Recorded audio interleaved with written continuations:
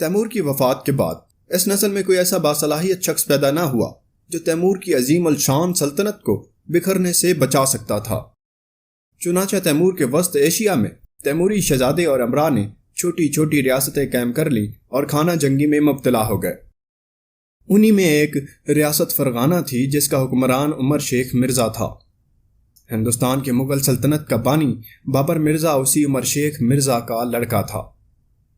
بابر کا سلسلہ حسب و نسب باپ کی طرف سے تیمور اور ماں کی طرف سے چنگیز خان سے ملتا ہے، لہذا بابر کی رگوں میں تیمور خان اور چنگیز خان دونوں کا خون تھا۔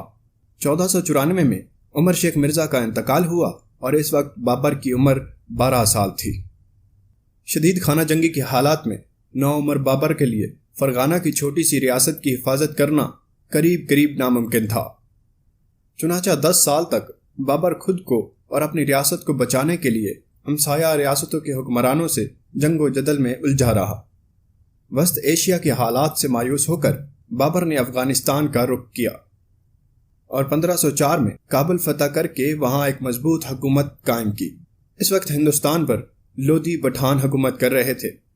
پنجاب کی خود مختار مسلم ریاستوں اور لودھی حکمرانوں کے درمیان علاقائی تسلط کے لیے اکثر جھڑپیں ہوا کرتی تھی۔ ملتان کے حاکم نے مرزا کو ہندوستان پر حملہ کرنے کی دعوت دی۔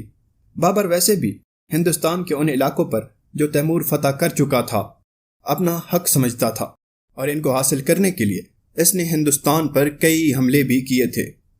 ملتان کے حاکم کی دعوت پر بابر نے ہندوستان پر آخری حملہ کیا اور 1526 میں پانی پت کے میدان میں ابراہیم لودھی کو شکست دے کر آگرہ اور دہلی پر قبضہ کر لیا۔ پانی پت کی پہلی جنگ میں ابراہیم لودھی کی شکست سے اقتدار پٹھانوں کے ہاتھوں سے نکل کر مغل خاندان میں منتقل ہو گیا۔ اگرچہ پٹھانوں نے راجپوتوں کو شکست دے کر ہندوستان کا اقتدار چھین لیا تھا، لیکن سلطنت دہلی کے دور میں راجپوتانہ عملاً مختلف راجپوت خاندانوں کے تسلط میں رہا۔ لودھی حکومت کے دور میں سلطنت دہلی سکڑ کر ایک علاقائی حکومت بن گئی اور راجپوت دوبارہ ہندوستان کا اقتدار حاصل کرنے کا خواب دیکھنے لگے۔ لہٰذا بابر کے حملے کے وقت راجپوت ابراہیم لودھی کا ساتھ دے کر مشترکہ طاقت کے ساتھ بیرونی حملہ آور کا مقابلہ کرنے کی بجائے خاموش تماشائی بنے رہے، کیونکہ راجپوت سمجھتے تھے کہ بابر تیمور کی طرح لودھی حکومت کو تباہ کر کے واپس چلا جائے گا اور لودھیوں سے لڑ کر حکومت حاصل کرنے کی بجائے لودھی حکومت کے تباہ شدہ کھنڈرات پر اپنی حکومت کی بنیاد رکھنا چاہتے تھے۔ لیکن بابر نے سلطنت دہلی کو ختم کر کے مغل سلطنت کی بنیاد رکھی، تب راجپوتوں کی آنکھیں کھل گئیں اور وہ دہلی کے مرکزی حکومت کا اقتدار حاصل کرنے کے لیے حرکت میں آئے۔ چتوڑ کے راجا رانا سنگا کی قیادت میں راجپوتوں کی متحدہ فوج نے بابر کو ہندوستان سے نکال باہر کرنے کی پیش قدمی کی۔ بہت سارے افغان سردار جو لودھی خاندان کی تباہی کے بعد بابر کے جانی دشمن ہو گئے تھے، وہ بھی راجپوتوں سے مل گئے اور 16 مارچ 1527 کو بابر نے 12,000 کی فوج کے ساتھ کوہانہ کے مقام پر راجپوتوں اور افغانوں کی 2 لاکھ متحدہ فوج کا مقابلہ کیا اور انہیں شکست فاش کیا۔ کوہانہ کی جنگ کے بعد بہت سارے شکست خوردہ افغان بنگال کے حاکم نصرت شاہ کے پاس پہنچے اور نصرت شاہ کی مدد سے انہوں نے بابر پر ایک بار پھر حملہ کیا۔ 6 مئی 1529 کو بابر نے نصرت شاہ اور شکست خوردہ افغان سرداروں کی متحدہ فوج کو دریائے گھاگھرا کے کنارے شکست دی۔ کوہانہ اور گھاگھرا کی جنگ کے بعد مغل اقتدار کو چیلنج کرنے والا اور دہلی کے مرکزی حکومت کا کوئی دعوے دار باقی نہ رہا۔ ہندوستان میں مغل حکومت 315 سال تک قائم رہی۔ پہلے 181 سال بابر کی تخت نشینی سے لے کر اورنگزیب کی وفات تک مغل سلطنت کے عروج کا زمانہ تھا۔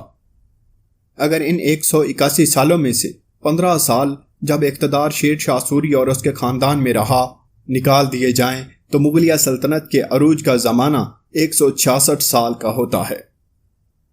اس دوران نہایت عظیم صلاحیتوں کے 6 بادشاہ مغلیہ سلطنت کو نصیب ہوئے: بابر، ہمایوں، اکبر، جہانگیر، شاہجہاں اور اورنگزیب۔ 1707 سے 1799 یعنی 82 سال کا دور حکومت مغلیہ سلطنت کا عہد و زوال ہے۔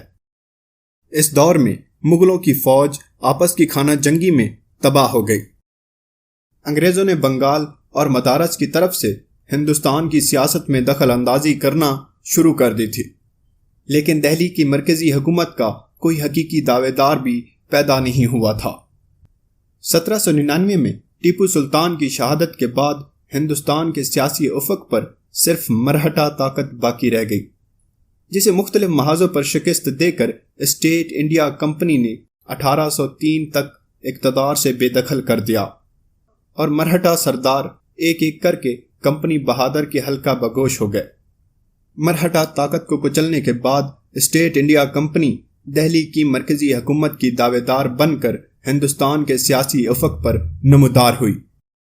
چنانچہ 1803 میں جنرل لیگ کی سرکردگی میں اسٹیٹ انڈیا کمپنی کی فوجیں علی گڑھ اور آگرہ پر قبضہ کرنے کے بعد دہلی میں داخل ہوئیں تو مغل شہنشاہ عالم بے بسی کے عالم میں ایک پھٹے ہوئے شامیانے کے نیچے انگریزوں کے استقبال کے لیے کھڑا ہوا تھا۔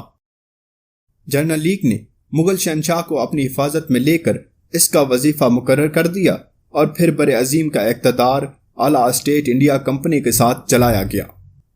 1799 سے لے کر 1857 تک کی پہلی جنگ آزادی یعنی 58 سال تک مغل اقتدار برائے نام رہا۔ اس دوران اسٹیٹ انڈیا کمپنی نہایت حکمت عملی سے عوام کو یہ باور کراتی رہی کہ خلقت خدا کی، ملک شاہ جہاں کا اور حکومت کمپنی بہادر کی۔ یہ نعرہ انگریزوں نے اس لیے ایجاد کیا تھا کہ ہندوستانی عوام، کیا ہندو کیا مسلمان، کی وفاداریاں مغل سلطنت سے اس درجہ مضبوطی سے وابستہ ہو چکی تھیں کہ وہ مغل حاکم کے علاوہ کسی اور بادشاہ کا تصور بھی نہیں کر سکتے تھے۔ 1857 کی جنگ آزادی میں انگریزوں نے نہ صرف اپنی عسکری برتری کو منوا لیا بلکہ سیاسی برتری کو بھی تسلیم کروا لیا، اور تاج برطانیہ نے کمپنی کو بے دخل کر کے اقتدار پر قبضہ کر لیا، اور آخری مغل شہنشاہ بہادر شاہ ظفر کو معزول کر کے ان پر بغاوت کا الزام لگایا اور جلا وطن کر دیا۔ اب انگریزوں نے نعرہ بدل دیا اور کہنے لگے، ملک ملک معظم کا اور حکم انگریز کا۔ ترکوں نے آ کر ہندوستان کو اس کی جڑوں تک ہلا دیا اور لوگوں کو جھنجھوڑ کر نئی امید کے لیے جگایا۔ اس تبدیلی نے بھارت کی سماجی بنیادوں کو ہی بدل دیا۔ آریوں کی آمد نے بھارت کی سماجی زندگی کو جس طرح جڑ سے ہلا دیا تھا، ترکوں کا حملہ اس سے تھوڑا ہی کم تھا۔ لیکن طوفان کے بعد سکون لازمی ہے اور زلزلے کے بعد تعمیر ضروری ہے۔ جب دو ندیوں کا سنگم ہوتا ہے تو دونوں کی دھاریں گرجتی ہوئی ٹکراتی ہیں اور کچھ ہی دیر میں مل کر ایک ہی دھار میں بہنا شروع ہو جاتی ہیں۔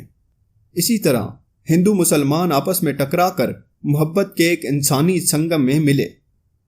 دونوں مذہب الگ الگ تھے، کلچر الگ الگ تھا، لیکن آپس میں مل کر ان کے الگ الگ کلچروں نے متحدہ ہندوستانی کلچر کی شکل اختیار کر لی۔ کلچر کے اس نئے دھارے نے صنعت و حرفت، کلا اور سائنس، ادب اور شاعری، چتکاری، مصوری اور بت گیری کے چمن کو سرسبز کر دیا۔